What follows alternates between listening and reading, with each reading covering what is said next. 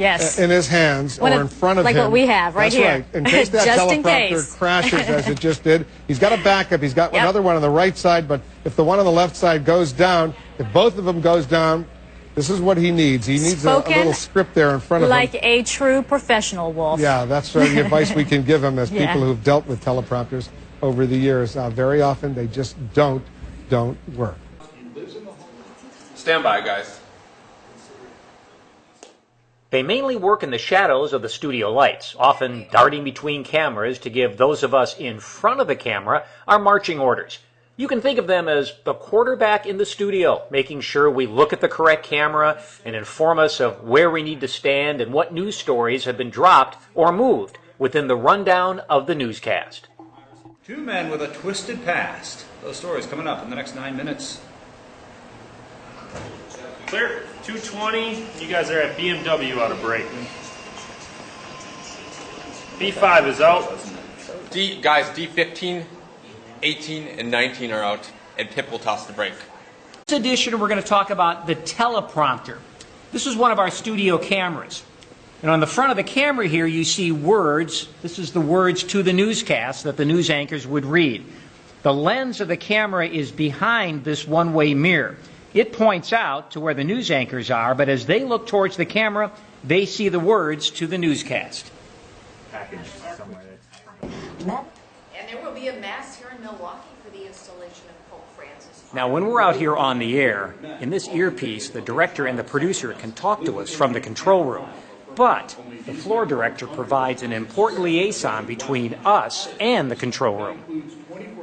Well, while you've been busy trying to learn everything you can about teams from schools you've never heard of... The floor director is part of the news department. They make sure studio lights are working properly, and they climb up high to fix them when needed. When not directing on the studio floor, they run the teleprompter during the newscast. And today, voters in Iowa begin the process of choosing the next president. Republican Mitt Romney is fighting for a win against top rival Mike Huckabee in tonight's caucuses, and it appears to be a three-way race for the Democrats among Hillary Clinton, Barack Obama, and John Edwards. 1/4 of likely voters say they have yet to make up their minds.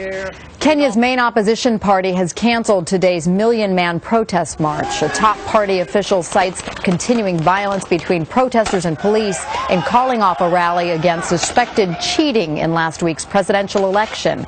At least 300 people have been killed in recent protests in Kenya. The Justice Department has opened a criminal investigation into the destruction of CIA interrogation videotapes. Attorney General Michael Mukasey has appointed John Durham, a federal prosecutor in Connecticut, to oversee the investigation.